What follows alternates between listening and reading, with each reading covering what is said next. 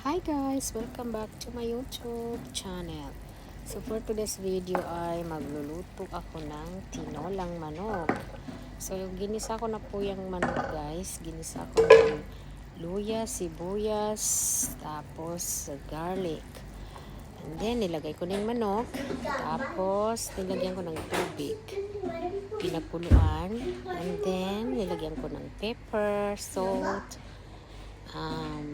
Ajinomoto, tapos kalahating magic sarap, tapos nilagyan ko na rin ng radish, tapos yung ladyfinger, okra, at isusunod ko na yung cabbage. Okay guys, thank you for watching. Salamat po. Take care guys. Bye bye. Thank you.